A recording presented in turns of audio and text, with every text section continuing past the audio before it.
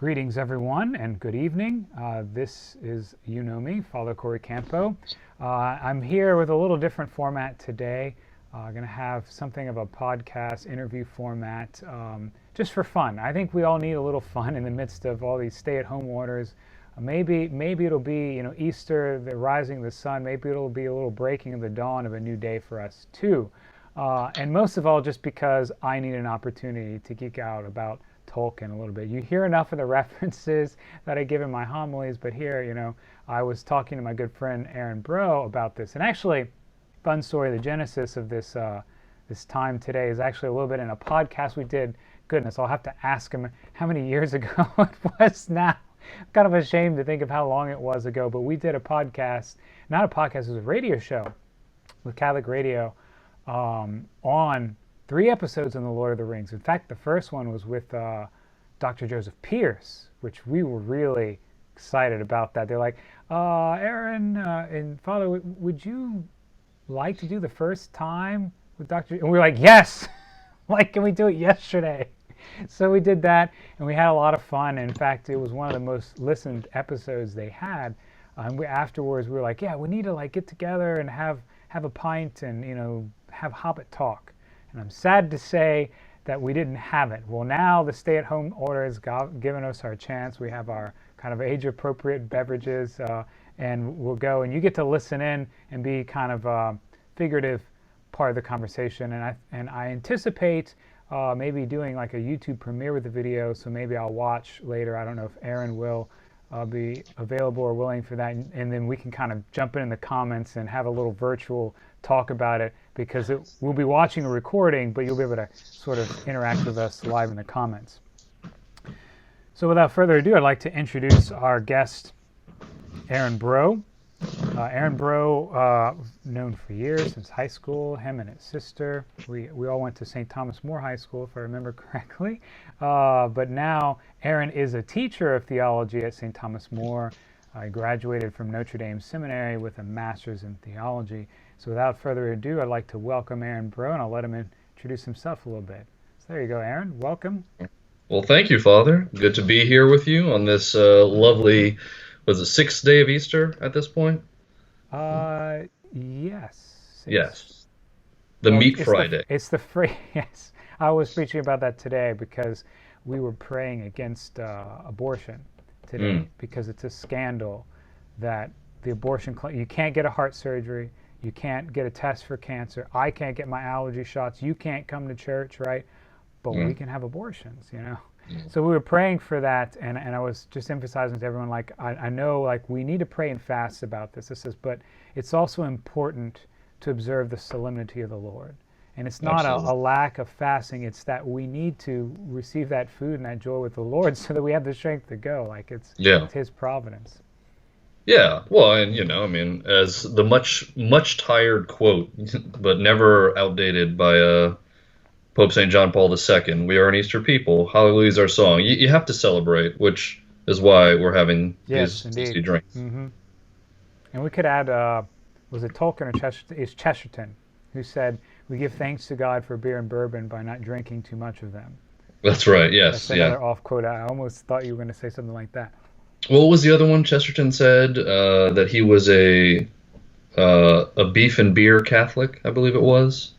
No, I hadn't heard that, but that's a good one. Yeah, a beef and beer Catholic. He was playing the word, something about, that the beef is, this rich food that feeds you well, and, beer is a hearty but celebratory drink. So, yeah, something like that.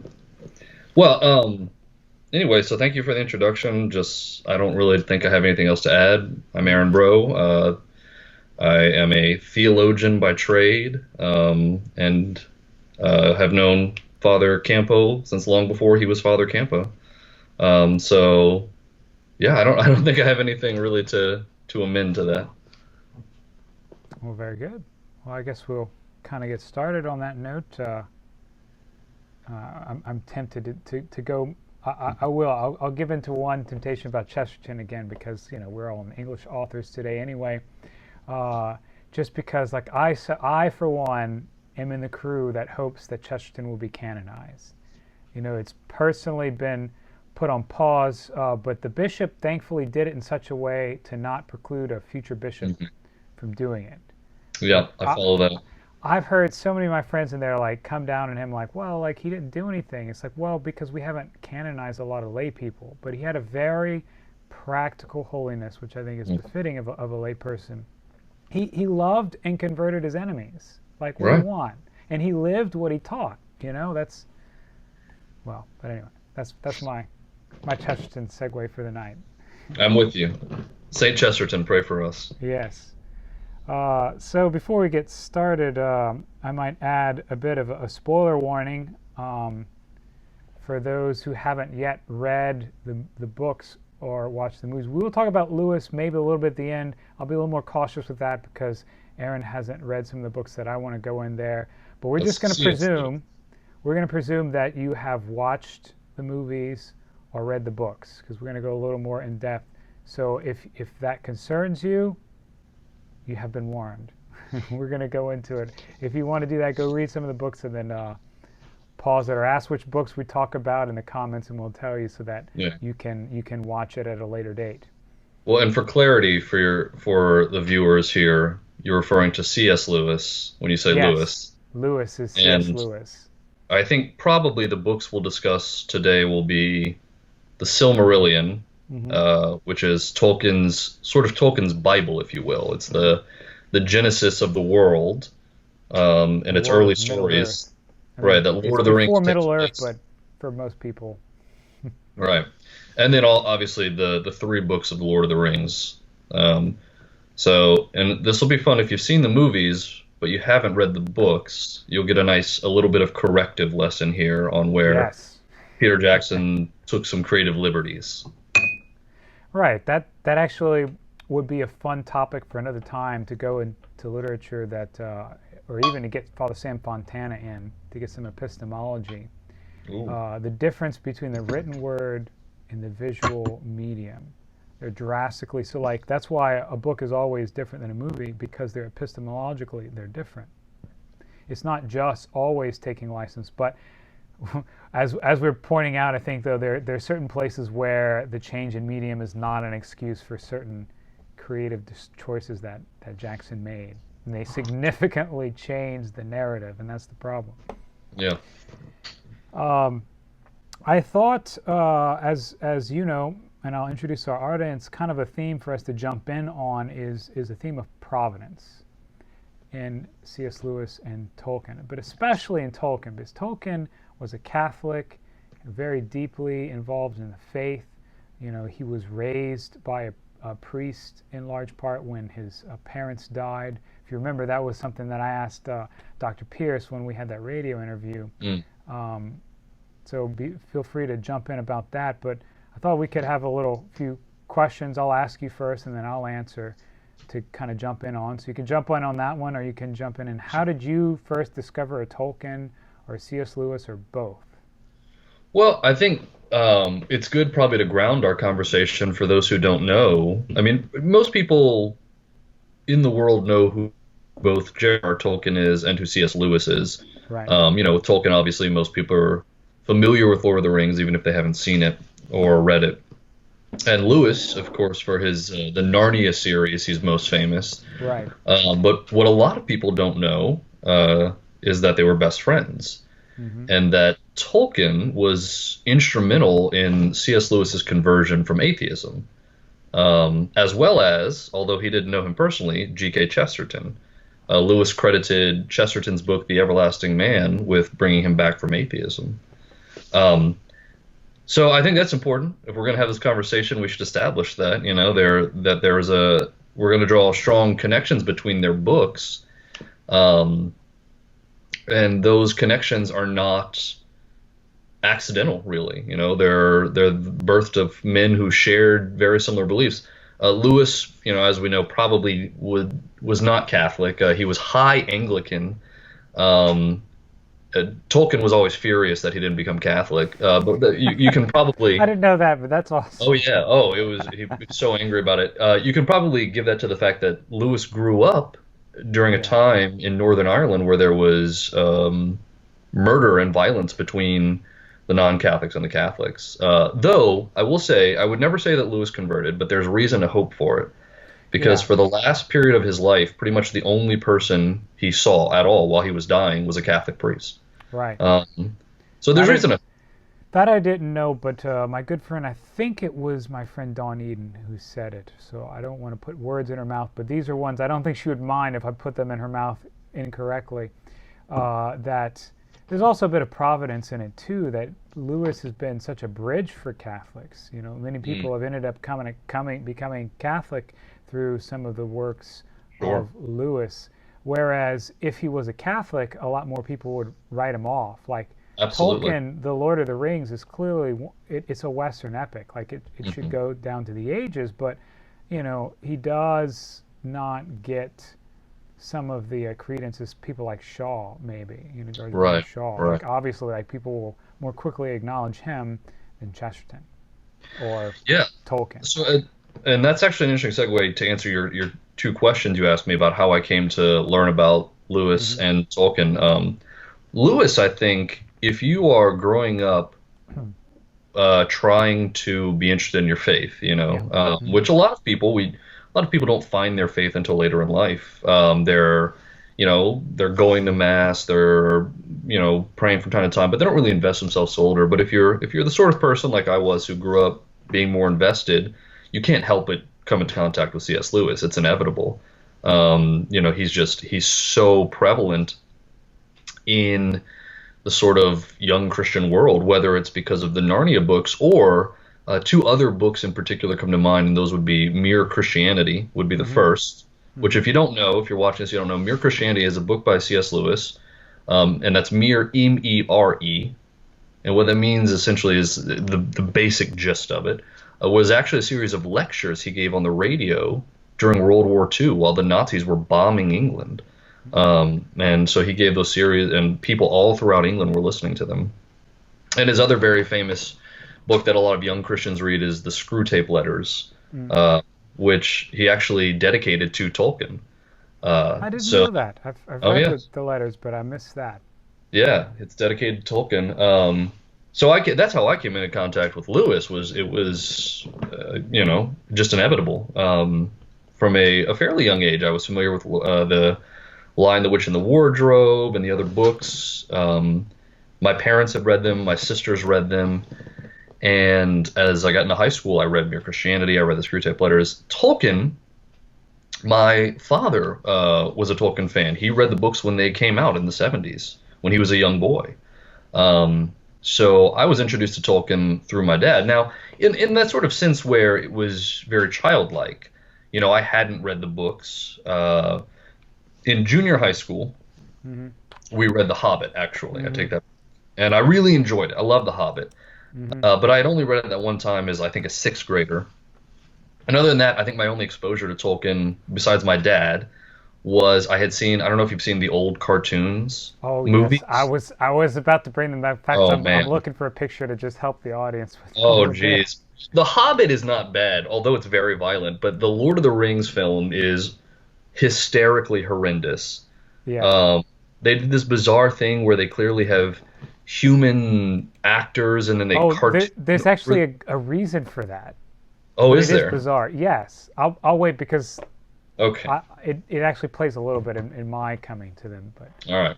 Well, so I knew Tolkien for that, and then I also had some of my closest friends as I was growing up, and especially when I was in high school. They were also Lord of the Rings fans. They had read them, Mhm. their parents, whatever. So I read them then, and it was when I was in high school that the movies began to come out. Which when they came out, they were such a social phenomenon. Everyone loved yes, those movies. yeah, it was in the seminary. You Oh couldn't escape gosh. it. But it didn't matter. You had maybe never watched or read a fantasy work in your life. You might have thought all that was stupid. You didn't like dragons. You didn't like wizards. It didn't matter. Everyone loved Lord Hmm. of the Rings. Hmm. And I vividly remember, I think it was the Two Towers. So for maybe some of your older viewers will remember, there used to be a theater in Lafayette called the Westwood, and it was this I was remember single that. screen. Yeah, and it was something like three times the length of a normal screen. Uh-huh. And I still remember it was right before Christmas during midterms.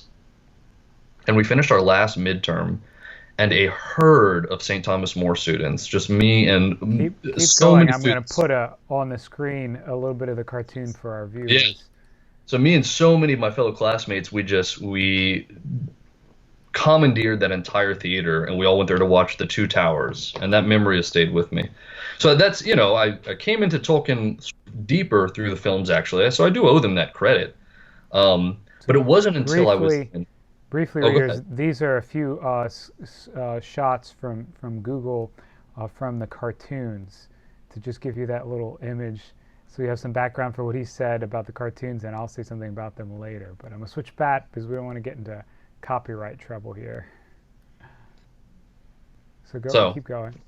well, it wasn't until I finally read the trilogy again in college, late college, in fact, that I really came to fall deeply in love with it. I was always sort of like in love with Mm-hmm. the idea of Tolkien. I knew he was Catholic, and that resonated with Mm-hmm. me.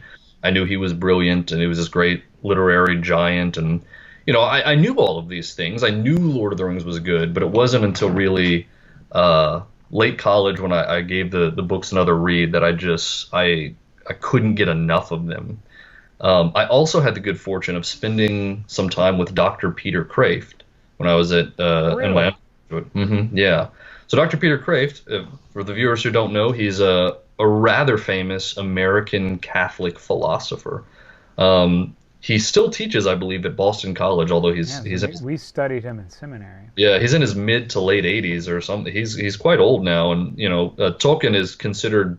I'm sorry, Dr. Kraft is considered one of the world's leading experts on the philosophy of Tolkien. He's written actually a couple of books on Tolkien, and I had the good fortune of spending some time with Dr. Kraft in my undergraduate, and we talked a lot about Lord of the Rings. I won't go into that except to say that it's sort of, he inspired even greater love for Tolkien in me. And that brings me to this time as an adult, many years later, where and it was, to go back to your point you made earlier about the sort of shrift we give Lord of the Rings. I'll never forget Dr. Kraft said this. He said, in the history of the world, and I think he was speaking specifically of the West, he said there have been six epics, six Mm-hmm. epics of literature, Mm-hmm. and he considers Lord of the Rings to be one of Yeah, them. I'm with him Johnson, that I so think, on, Paradise and I think Lost, and Lord of the Rings. and I think that's exactly the right way to put it as one of the epics, because like that's something that does get lost on Lord of the Rings sometimes, that it's not it's an epic. Hmm. Like The Hobbit is not an epic.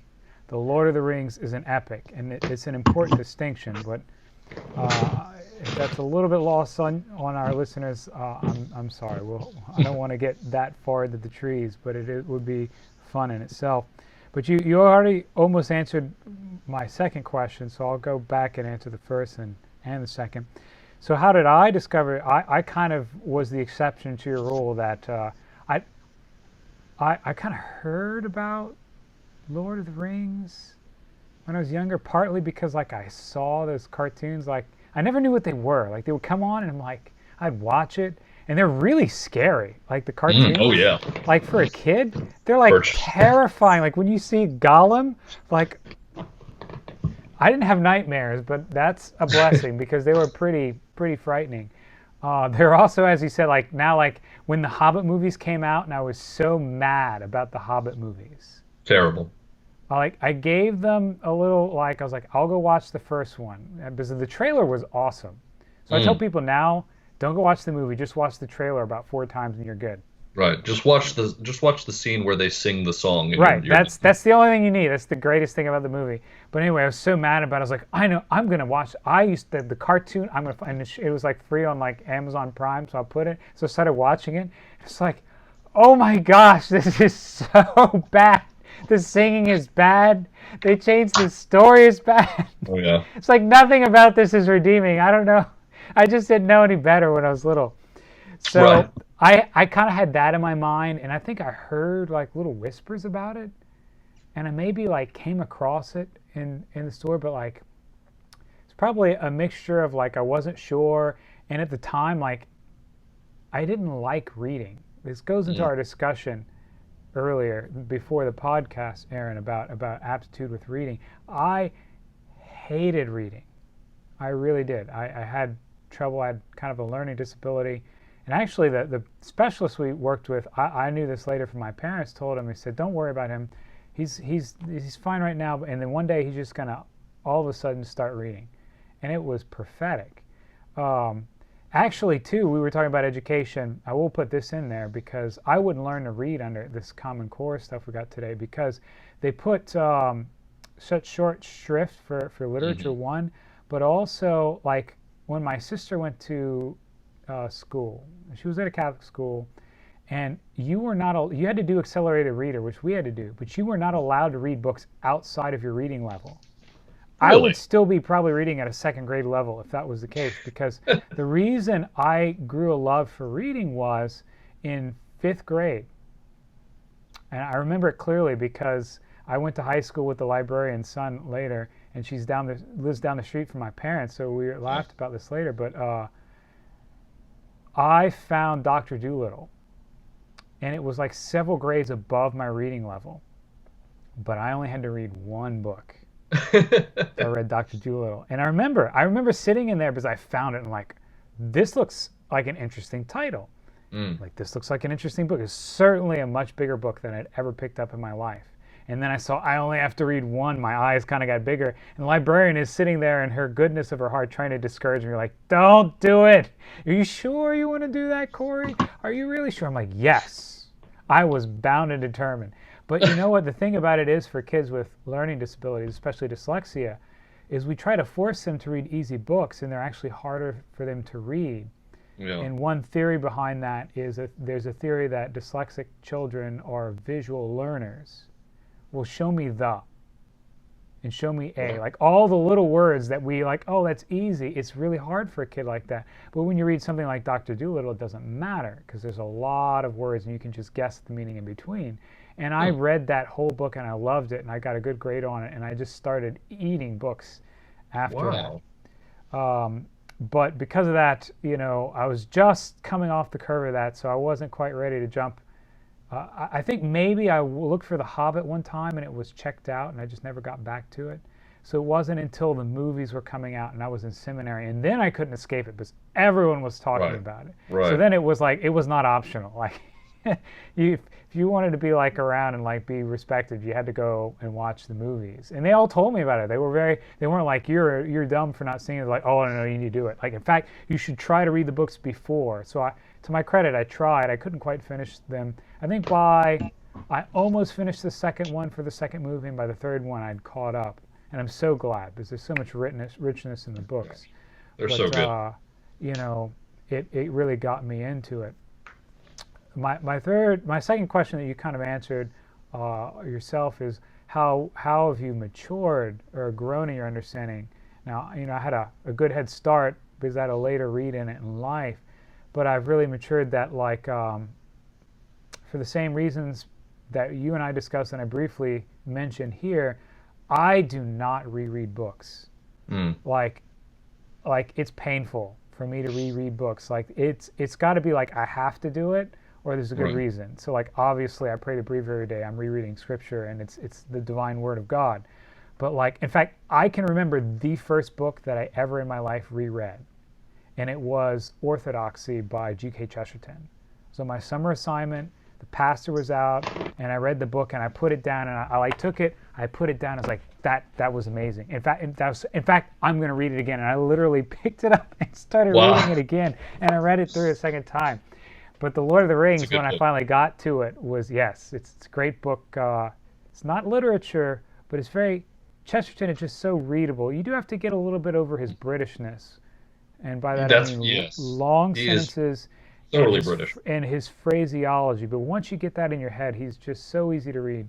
Yeah. But then when I got to theology, probably Father Sam Fontana has a lot to do with that. We kind of had amongst us, especially at TC, we needed culture so bad. You know, we Lafayette people, we make culture. Like, we discovered this when we went to Seaway because everyone else looks at you like, why are you talking to people like, you strange Lafayette people, who are you? So maybe the Gaydon people are looking at me like that too, but it's just in us. But Gaydon people do it too. People are friendly and talk to you? They do. It's a little different than Lafayette. I think the difference is being a little more both southern and something of a metropolis, at least for Louisiana, that Sure. there's a little bit more open to the worldness, Mm. especially when you, even if you are from Gaydon, if you go up to Washington D.C. for school, I promise you, you will either like come home with your tail between your legs, or you will learn to open up your world and like find the people from Louisiana, because in there, if you say hello to people on the street, they look at you. They're like, "Who are you? Who are you? Like, you're strange. Like, why are you telling me hello?" It's so weird. But I, anyway, so we kind of had this literary culture where we'd get together and do things, mm. and I started getting in the habit of, also probably with the epic difficulties of theology that come up. We discussed some of those too. The Lord of the Rings kind of gives you some grist in Catholic sort of mystical thought to like dig into, like you can do it. You know, you can read Aragorn and Frodo. So I started the practice of rereading it, and I've probably read it at least a dozen times now. Okay.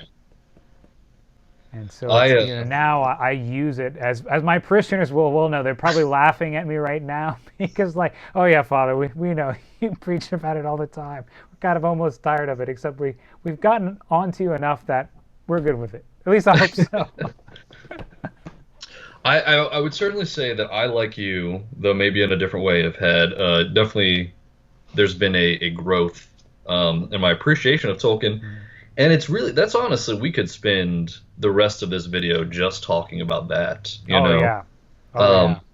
so I don't want to do that, obviously. I don't think they would. I don't think the viewers would be interested in that necessarily. There's a Um, couple like when I've made the last few references online, so we might have purpose for future videos. We'll see. maybe, but I'll say this much.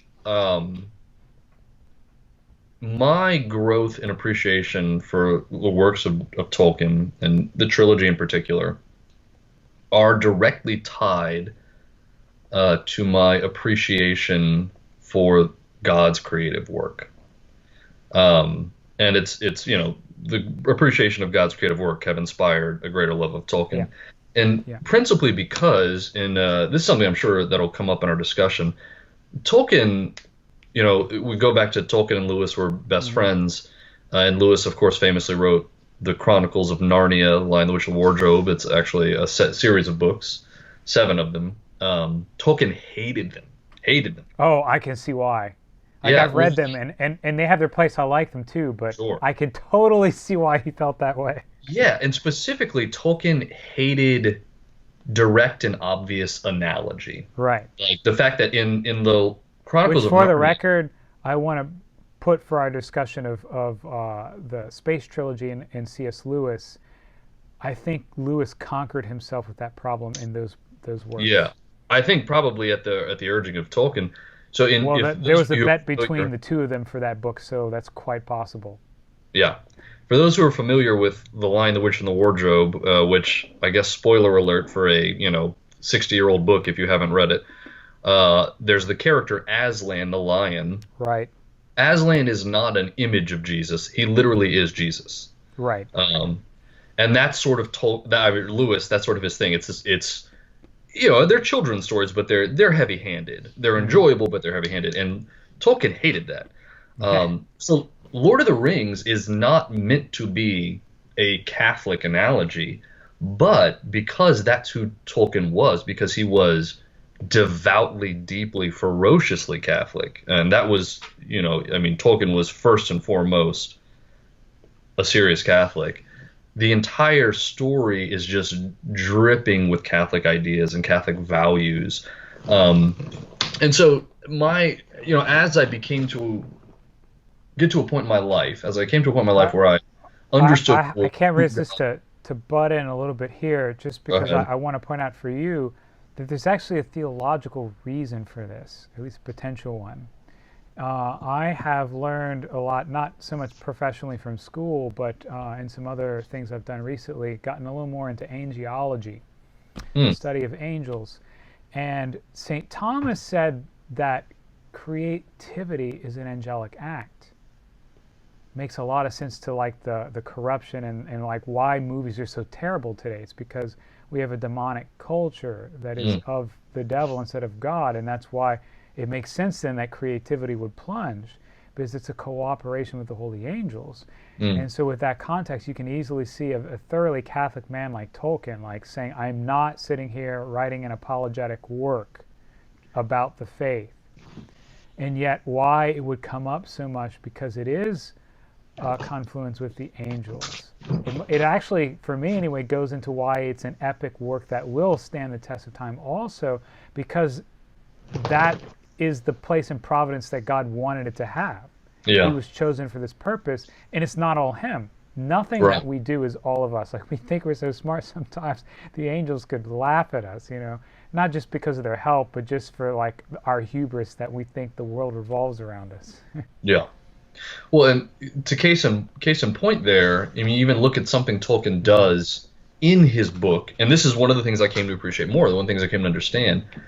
You know, one of the remarkable things about our humanity, in as much as Hmm. we are the children of God, is our ability to perfect nature. God gave us the natural world, but we can make it better, and He calls us to do so. And in certain elements in the story, what you see is the best characters, not even necessarily like this, like Hmm. Aragorn, but just the people that exist in the world, the elves or the good men or whoever. When they're making things, they rarely destroy, but they improve. You look at certain elves, what they do, some of the Right. elves, not all of them, some of them live in trees. They don't cut down the trees, they build into them. And they Hmm. affect the trees, but there's this idea of not destroying nature, but rather improving it. Whereas you look at the villains, and what they specifically do is they destroy and contort. You, Um, you'll have a treat in the Prancing Pony podcast. For the listeners, it's a podcast on Lord of the Rings. My listeners probably know, because I mentioned it a couple of weeks ago, and one of them was like, "Oh, they were all excited about that."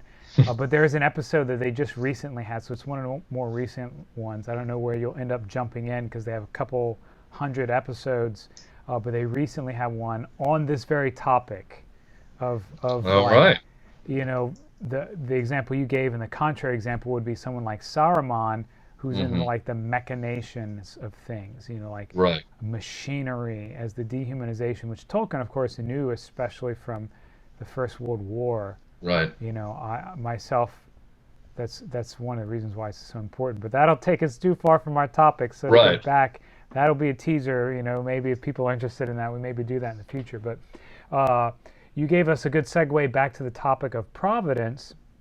Um, so I'll throw out a few thoughts and just let you go, and Sure. give you the opportunity to start where you'd like. But you said one of the things that was my most pleasurable things about the Silmarillion, because I remember when I finally decided, well, I need to read this Silmarillion everyone's talking about, and thankfully I had a good edition that went through the creation of Hmm, Arda, which hmm. is the name of the planet that the Middle Earth is on, first, and it thoroughly captured my imagination in that same sort of angelic, Catholic, but not directly so way that we were discussing, because I had learned from someone very well about the creation of the angels, and I've learned more specifically recently. Someone who did a lot of doctoral work on it, he said it's all in Thomas, but it's very scattered here and there. In fact, I went and reread that part of his dissertation, because he brings it all in one place. Nonetheless, when I read Tolkien's creation of Middle Earth in this epic of the Silmarillion, um, what it gave me a new it explained in literature what Thomas was talking about in theology. Now, that wasn't Tolkien's purpose, but it provides a perfect analogy of it, it's particularly for the fall of the angels. It's like Mm, through the person of Melkor, you can understand better the motivations of someone like Lucifer, whereas before you'd be like, why would the angels choose against God? It seems right. to us a little absurd, because we can't perceive the angels about being perfect intellects that don't have the imperfection of matter that's outside of our experience. And so it's hard to imagine that. And so taking sort of the flesh brought up by Tolkien in the Silmarillion, it gave me a newfound appreciation. There's probably one of, even more than the Lord. Like I use examples from the Lord of the Rings, but it's probably largely from that experience. But to that end, a theme that's begun there, and it goes through the Lord of the Rings books, which is why I kind of suggested this topic of providence, because it begins with the music of the Ainur. It begins there, and like I remember reading that, having read the books, and I was like, wow, like this is more important than I can perceive at this moment. Yeah. So I'll say I want to connect with you on this, that I have a lot of friends, many friends who are big Tolkien fans. And some of them are ranging from the more intellectual sorts, and some are not that, but just big fans. And it's most of them, when I've had a couple who tell me, or who have said to me, if anyone says the Silmarillion is their favorite Tolkien book, they're lying, except Aaron Brooke. And it's my favorite. I love it. And I do think, I think it really is a theologian's book. I think part of the reason I love it is because I'm a theologian. But I want to ask you, Father, you've used a few, I'm a teacher, so this is always on my mind. You've used a few particular words. Will they know who Morgoth is? Will they know, I'll explain quickly then. Yes. So those of you who have seen or read Lord of the Rings, you're probably familiar with the big bad guy, whose name is Sauron. Sauron, Sauron. Sauron is not actually the real bad guy. The real bad guy. I'll use some analogies. If there are beings in Tolkien's universe that are similar to, we can think of them as angels, angelic beings, but there are divisions, just like we have divisions and real angels. Some might be called more demigods, and some might be called more angels. And then, of course, you have the one god above all in Tolkien's universe, who is called Eru, E-R-U, Eru Ilúvatar. Well, the greatest of all the demigods becomes corrupted. His name is Melkor. So he is sort of the devil. Right. Right. Or more precise for your analogy would be Lucifer. Right. Because it calls directly to the fall of man, that this striving with God that Lucifer had is what is analogous in that work. Right. So those are the angelic beings are known broadly as Father said, the Ainur, A-I-N-U-R, the Ainur. And then you have your two sort of separate groups. You have the Valar, which those are the big ones. So Melkor was one of these Valar. And then you have the lesser ones, the more just kind of angel ones, and those Sauron, who we know from the movies, if you've seen them, is the big bad guy. He's actually one of those. He is a servant of Melkor. I'm a teacher. I feel the need to explain everything. No, it's great, because this is one of the places where Aaron's knowledge is superior to mine. I'm getting a little help from the Prancing Pony podcast now, because I'm kind of keeping up with the current episodes, because I like where they are in the Lord of the Rings, and then going back to they started with the Silmarillion. They did not start with any of the other works. It kind of helps me, because I had to breeze over some of those things when I read it, like in the sense of I appreciated them, but trying to fit where all the peoples are was kind of difficult for me. And so now kind of it's a little harder for me to go back to the Silmarillion as more than the Lord of the Rings, probably because it's a less narrative work, and to Tolkien it was not yet finished. Oddly enough, I like the unfinished tales more, because they have the narrative bits come out better for me. But no, I appreciate your explanation there, and I think our listeners, not readers, will as well. Our readers, if only. I'm not published. Are you? No. Some people tell me I need to be, but I don't think I have time for that. I mean, if there ever was a time, I think you're in it right now. Well, Yeah, but like getting the streaming stuff going takes up the first half of my day. Mm. If I was more Catholic in use of my time, I probably would find time for it, but I'm not enough. Well, that was Chesterton. To go back to Chesterton used to. He was such a great multitasker, you might say. Chesterton Hmm. would be. He wrote what is considered the definitive biography of St. Thomas Aquinas. He wrote it as an afterthought while he was simultaneously writing a biography of St. Francis of Assisi. So he was writing the biography of St. Francis of Assisi by dictating it to someone who was typing it, and he was at the same time writing himself St. Thomas Aquinas' biography. Well, that's fitting, because Yeah. Thomas He did the also same would thing. keep drapes of paper on his office wall so that when inspiration struck him, he would get up from his desk and go draw pictures. Hmm. I don't So that think he needs would to be. be Father. Maybe so. Goes back to another discussion we won't be able to go into from before about Father Champagne and the Hmm. toolbox. Yeah, And that's my problem. Too many curiosities versus real inspirations. That would be the real Catholic term. Curiosity is a vice.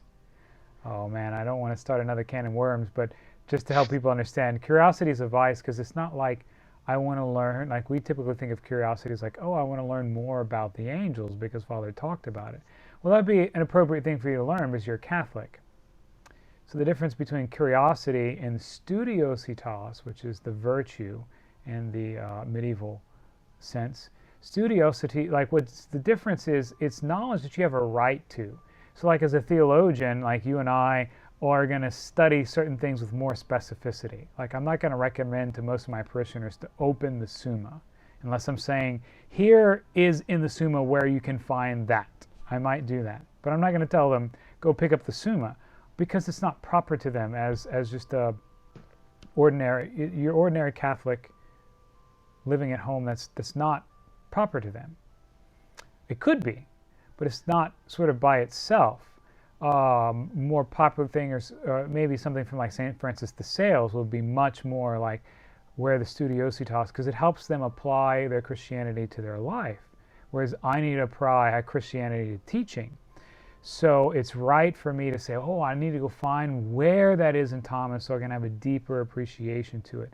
And there's where what we kind of confuse curiosity to be that like, oh, I want to learn more about like the deepness of that truth from Thomas versus just like, oh, I saw that cat picture on the internet. Let me go look at them for 10 minutes. That would be the easiest example for people to understand. That's curiosity, like cat picture, cat picture, cat picture. And meanwhile, we're supposed to be writing a paper for school. That's curiosity versus studiositas is what you described from Chesterton, that he's writing a work on this one saint and he's simultaneously doing the other one. That's studiositas. yeah. Another great. I mean, this is such a we're Yeah, getting so off we're topic. getting pretty Another far great from example Providence of and Tolkien, but yeah, another great example though, which this is what I often use to explain to my students of when people hear that curiosity. Thomas talks about curiosity as a sin, and people say, "Boy, that sounds like you don't want people learning." No, in one of the examples traditionally used to talk about this is gossip, because hmm, you want to know rumors about people, and that's not your business. You don't have a right right. to that That's knowledge. good. That's Good curiosity as a sin. example. Good example. Very good Because one. It's not one I've heard before. yeah. Well, maybe getting back to Providence and Lord Getting of the back to Rings. Providence. So I think this is what you were setting up, is that in Lord of the Rings, or not Lord of the Rings, but in the Silmarillion, in Tolkien's world, the universe, the world itself, is brought about through music. That there is this god, Eru Iluvatar, and he creates these Ainur, right? These other spiritual beings, and Eru begins singing. And each of the myriad of Ainur, which we're never given a number, but you're led to understand that there's just this massive amount of them. They all begin singing. They begin putting in their portion of the song. Um, and what you come to understand as the reader, as this is happening, is that their song is everything. It's time, it's existence, it's places. and that they're actually singing out and creating, as it were, the course of history, the course of the universe and all that. Um, and what's interesting is, beginning with this guy we talked about earlier, Melkor, sort of this analogous Lucifer figure. He begins to sing something that's discordant. He wants to This, change the this is song. one of my favorite passages from Hmm. Silmarillion. So he begins to change the song, and unfortunately, his singing actually causes some of the other Ainur to sing discordantly too. So they begin to affect the song, what seems like a bad way. But then Eru begins to sing again, and actually weaves in their discordance with his new Yes, song and makes it beautiful. he gives them before, when they started, a theme. This is one of the very creative, angelic kind of things that Tolkien does here, is that he gives a theme, because this is very much Thomistic, like the way that God creates, because God is pleased. We would use in theology that God is pleased to use secondary means. He can just create with His Word, which He does, but He's pleased to use the angels. So that's kind of what Eru Ilúvatar is doing, and he gives them a theme, like, this is what I want you to do. This is what I want to do, but he says, but I want you to help me to do it. And they start to sing this theme. And what Aaron is describing is, as they're singing, and the musicians listening will be able to understand this imagery even better. In fact, hearing you say it out loud brings all that music imagery for me as a musician, remembering Mm. experiences that I've had. But so they begin, even Melkor, with the theme. And he sort of plays his moment, because he's trying to vie for this creative authority, and that's what it is. Like, the original sin of man is to make my destiny for myself, apart from God, which is Right. impossible. But that's what Melkor is trying to do, and so he waits for his moment, and then he springs this trap, and like Aaron said, it just creates this massive discord. Like, some people just derailed completely, and they stop singing, and some start singing a theme on their own, and some start singing with Melkor, and then all of a sudden Eru Ilúvatar. It's actually interesting, because it's a good theme of providence too, that God wills. I mean, as a Christian, we say God wills the good of all. He willed it for Lucifer, but Lucifer did not. That was the problem, because Eru smiles. He smiles, looks at Melkor, and introduces a new theme, which, like Aaron was saying, it's not the same, but it also even includes some of that discord that was going on. And they start kind of getting up, the orchestra's going again together with this new theme, until Melkor again introduces a discordant theme. And at that point, Eru stands up, and Melkor falls back. So the theological analogy would be that no one, it's like to St. Paul, it's hard for you to kick against the goad. Like, you cannot stand up against the Lord God, because He is holy. So when He stands up, Melkor falls back, and then, I think Eru laughs and says, well, let me show you what you've made.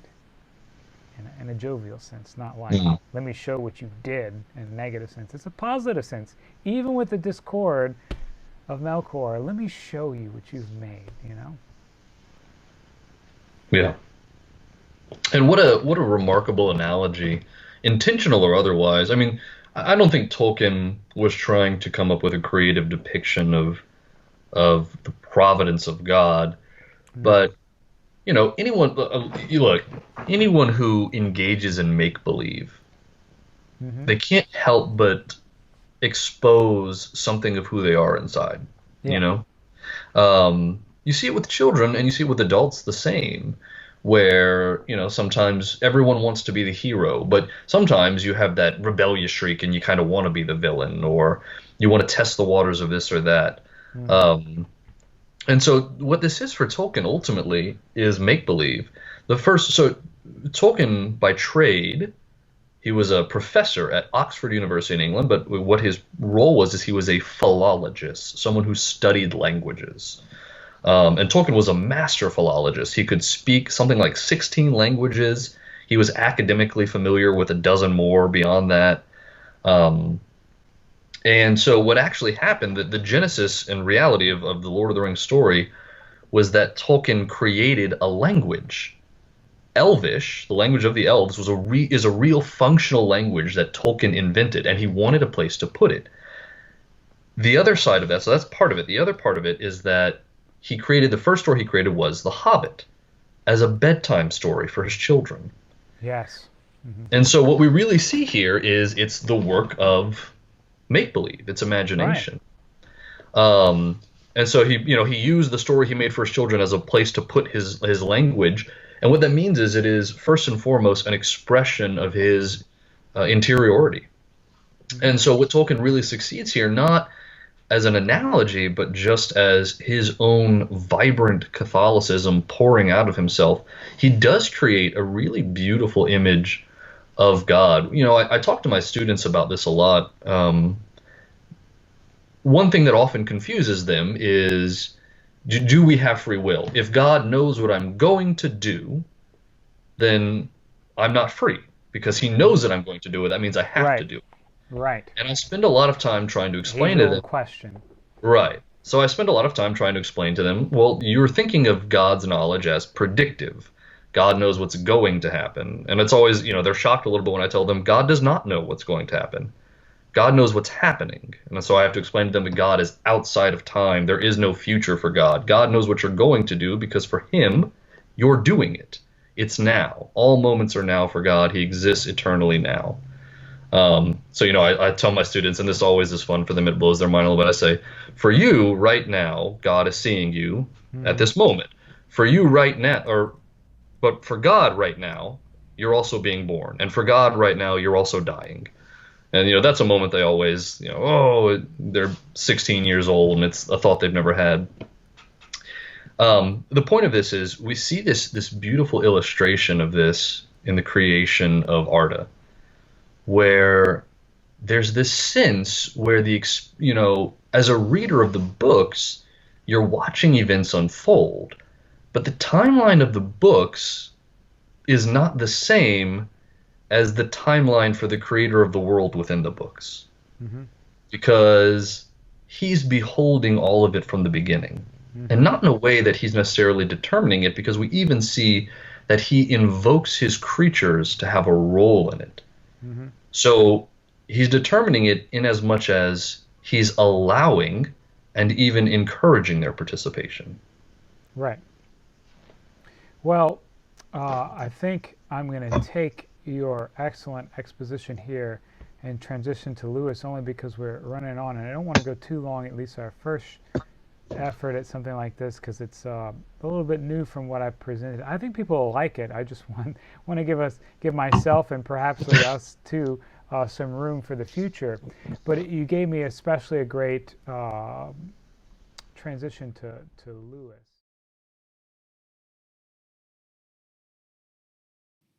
Future Father Campo here. Sorry to break in like this, but our interview went on a little longer than I would have liked, especially for people putting their feet in the water for C.S. Lewis and J.R.R. Tolkien. So I'm putting in a little cut here, ending a part one, especially because after this point, we'll kind of more talk about C.S. Lewis. And so there's a kind of fitting break in there that I'm putting in now. But fear not, I will upload the next part very soon. Just give you a little chance to catch your breath and hopefully come back for more.